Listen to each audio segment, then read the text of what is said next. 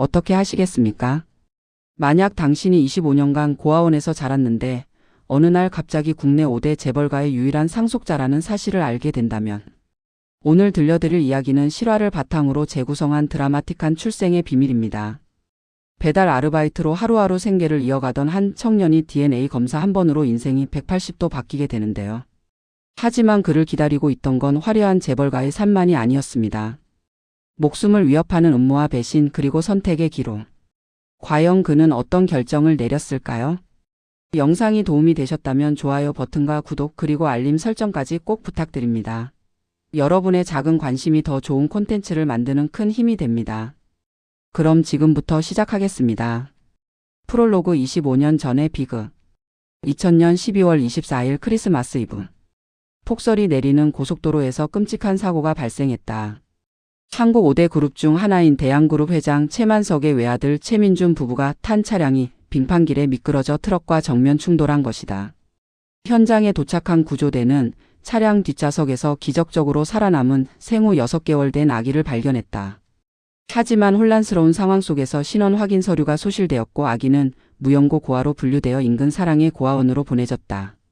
최만석 회장은 사랑하는 아들 부부와 손주를 한꺼번에 잃었다고 믿으며 절망에 빠졌다. 일장 평범한 일상. 2025년 11월 서울 변두리. 태연아. 치킨 3번지 빨리 가. 네 사장님.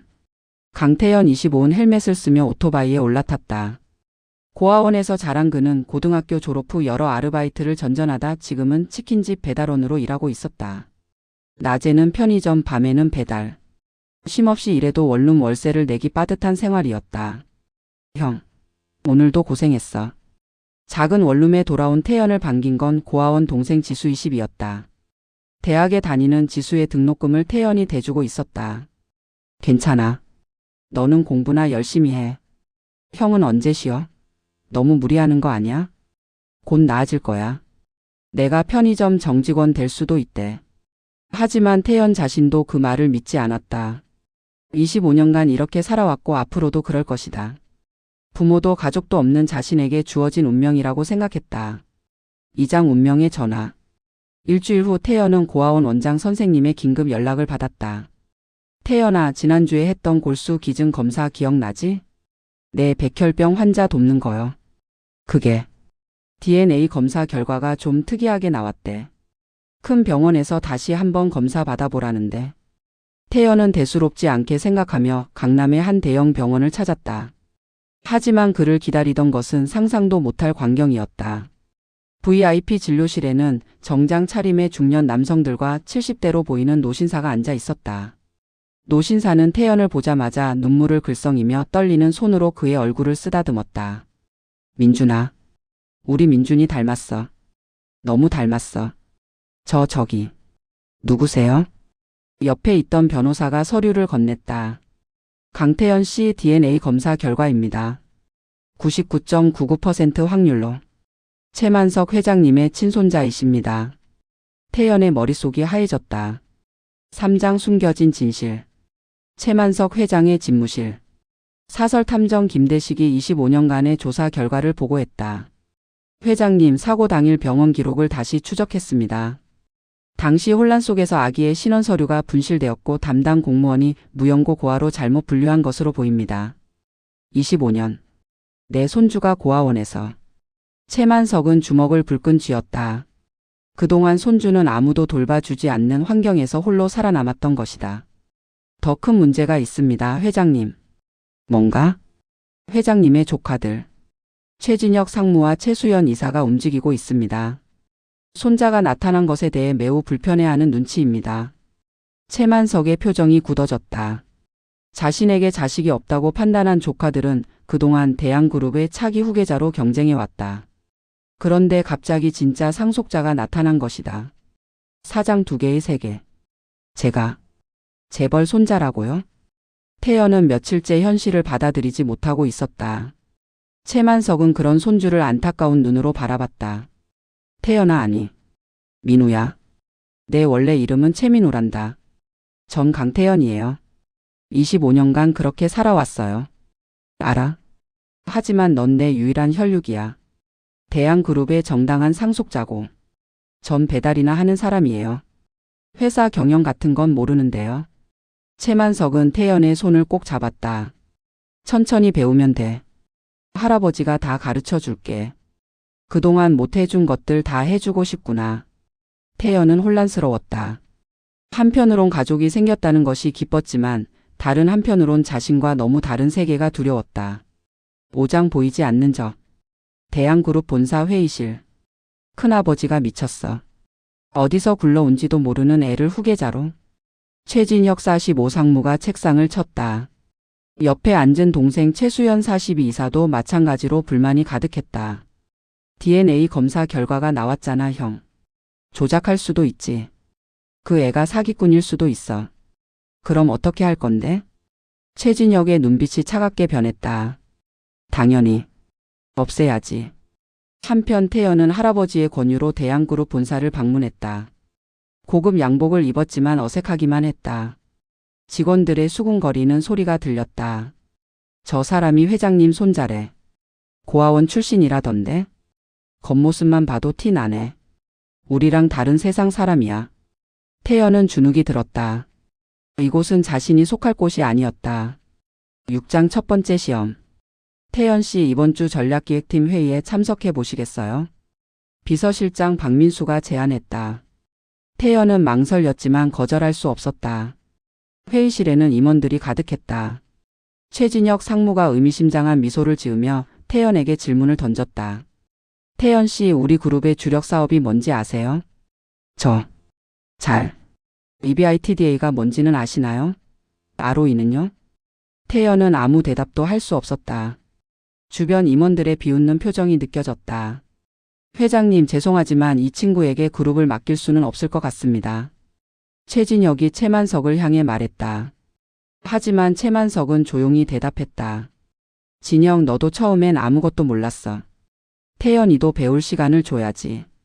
시간이 없습니다. 내일이라도 중요한 결정을 내려야 할 상황에서. 그때 태연이 입을 열었다. 맞아요. 전 아무것도 몰라요. 하지만 배우겠습니다. 회의실이 조용해졌다.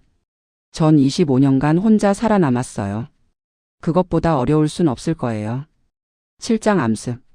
그날 밤 태연은 회사 자료를 들고 늦게 귀가하던 중이었다. 갑자기 검은 차량이 다가오더니 괴한 2명이 뛰어나왔다. 저리 비켜. 태연은 고아원 시절 배운 호신술로 한 명을 제압했지만 다른 한 명이 쇠파이프에 맞아 쓰러졌다. 끝까지 버티면 다음엔 목숨도 없다. 괴한들이 사라진 후 태연은 피를 흘리며 쓰러져 있었다. 지나가던 행인이 신고해 병원으로 옮겨졌다. 최만석은 병원으로 달려와 손주의 상처를 보며 분노했다. 대식 철저히 조사해. 누가 감히. 이미 CCTV 추적 중입니다. 며칠 후 사설 탐정은 충격적인 사실을 발견했다. 괴한들이 받은 돈의 출처가 최진혁 상무의 비자금 계좌였던 것이다. 8장 역습. 최만석은 긴급 이사회를 소집했다. 최진혁, 내가 한 짓 다 알고 있다. 무슨 말씀이신지. 내 손주를 해치려 했지? 증거도 다 있어. 이사회는 술렁였다. 최만석은 서류를 던졌다. 오늘부로 최진혁 상무직 해임. 경찰에 고소 조치한다. 큰아버지. 제발. 넌 내 조카지만 내 손주에게 해를 끼친 건 용서 못해. 최진혁은 경호원들에게 끌려나갔다. 최수연은 겁에 질려 아무 말도 하지 못했다. 태연은 이 모든 상황을 지켜보며 깨달았다. 재벌가의 세계는 생각보다 훨씬 더 냉혹하고 위험했다. 구장 선택. 병원 침대에 누운 태연에게 지수가 찾아왔다. 형, 이제 그만둬. 너무 위험해. 형은 그냥 우리랑 행복하게 살면 돼. 무리하지 마. 태연은 고민에 빠졌다. 조용히 살던 삶으로 돌아갈 것인가, 아니면 이 낯선 세계에서 싸울 것인가. 그때 최만석이 들어왔다. 태연아, 너에게 강요하고 싶지 않다. 내가 원하지 않으면 조용히 살 수 있게 해줄게. 재산도 충분히 줄게. 하지만요? 하지만 할아버지는. 내가 진짜 이 자리를 물려받았으면 해. 너희 아버지가 못다한 꿈을 내가 이뤄줬으면 해. 최만석의 눈에 눈물이 맺혔다. 대양그룹은 내 아버지 최민준이 세상을 더 좋게 만들겠다는 꿈으로 키운 회사야. 그 꿈을 너에게 물려주고 싶구나. 태연은 주먹을 꽉 쥐었다. 시간을 주세요. 1년만요. 1년 안에 제가 이 자리에 맞는 사람인지 증명해 보겠습니다. 10장 성장. 태연은 미친 듯이 공부했다. 새벽 4시에 일어나 경영학 책을 읽고 낮에는 각 부서를 돌아다니며 실무를 배웠다. 밤에는 경영대학원 야간 과정을 들었다. 태연 씨 너무 무리하시는 거 아닙니까? 비서실장 박민수가 걱정했지만 태연은 멈추지 않았다. 전 25년간 생존하는 법을 배웠어요. 이젠 경영하는 법을 배울 차례예요. 3개월이 지났다. 태연은 놀라운 속도로 성장했다. 현장 경험이 없는 다른 재벌 2세들과 달리 그는 직접 공장을 돌아다니며 직원들과 소통했다. 배달원 시절의 경험이 빛을 발했다. 이 공정은 비효율적입니다. 이렇게 바꾸면 30% 개선될 것 같은데요. 오, 맞습니다. 우리도 그렇게 생각했는데 위에서 안 들어줬어요. 제가 할아버지께 보고할게요. 태연의 제안은 실제로 생산성을 크게 향상시켰다. 직원들 사이에서 우리 편이라는 평가가 나오기 시작했다. 11장 반격. 6개월 후 태연은 첫 프로젝트를 맡았다. 적자에 허덕이던 자회사를 살리는 것. 이건 실패해도 괜찮아. 경험이 중요한 거니까. 최만석의 말과 달리 태연은 진지했다. 그는 고아원 친구들과 협력해 독특한 아이디어를 냈다. 우리 회사 제품을 사회복지시설에 기부하되 그 과정을 SNS로 공유하면 어떨까요?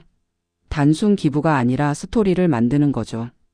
고아원 출신인 제가 직접 고아원을 방문해서 제품을 전달하고 그 아이들의 이야기를 듣는 겁니다. 프로젝트는 대성공이었다. 회사 이미지는 개선되었고 매출도 상승했다. 무엇보다 태연은 진심으로 아이들을 도울 수 있었다. 12장 결단의 순간. 1년이 지났다.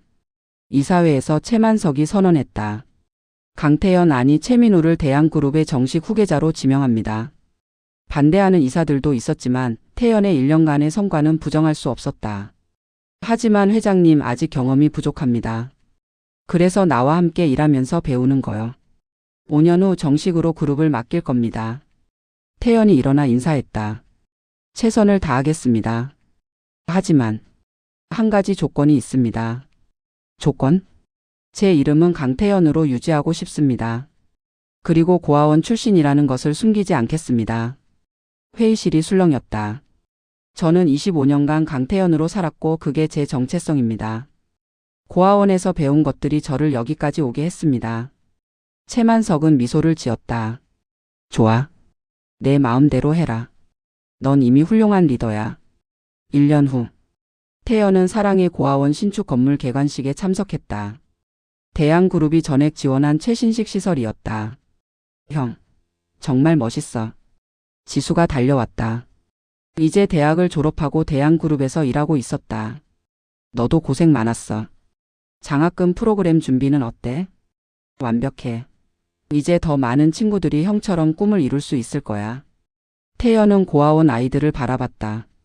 25년 전의 자신과 같은 눈빛들. 하지만 이제 그 아이들에게는 더 많은 기회가 있을 것이다. 최만석이 다가와 손주의 어깨를 두드렸다. 민우야, 아니 태연아. 자랑스럽구나. 할아버지 고맙습니다. 저를 찾아주셔서 믿어주셔서. 아니야. 할아버지가 고마워. 내가 돌아와줘서. 저녁 노을이 두 사람을 비췄다. 25년 만에 다시 만난 할아버지와 손주. 그리고 태연은 깨달았다. 진짜 가족은 피로 연결된 것이 아니라 서로를 아끼고 존중하는 마음으로 만들어진다는 것을. 그는 고아원 가족들도 할아버지도 모두 자신의 진짜 가족이라는 것을. 자, 이제 우리 아이들에게 가볼까? 태연은 환하게 웃으며 고아원 안으로 걸어 들어갔다. 과거의 상처를 딛고 더 나은 미래를 만들어가는 청년. 고아원에서 시작해 재벌가의 후계자가 된 강태연. 그의 진짜 이야기는 이제부터 시작이었다. 에필로그. 여러분, 오늘 이야기 어떠셨나요? 고아원에서 자란 청년 강태연은 갑작스럽게 재벌가의 상속자가 되었지만 자신의 정체성을 잃지 않고 오히려 더 많은 사람들을 돕는 리더로 성장했습니다. 진짜 가족은 피가 아닌 사랑으로 만들어진다는 메시지. 여러분 가슴에 와닿으셨나요? 만약 여러분이 태연의 입장이었다면 어떤 선택을 하셨을까요? 조용히 평범한 삶으로 돌아갈 것인가? 재벌가의 후계자로서 새로운 도전을 할 것인가? 댓글로 여러분의 생각을 들려주세요. 모든 댓글 하나하나 정성껏 읽어보겠습니다. 그리고 이런 감동적이고 드라마틱한 이야기가 더 보고 싶으시다면 구독 버튼을 눌러주시고 좋아요로 응원해주시고 알림 설정까지 해주시면 매일 새로운 이야기로 찾아뵙겠습니다. 오늘도 영상 봐주셔서 진심으로 감사드립니다. 여러분 모두 행복한 하루 되시고 다음 이야기에서 또 만나요.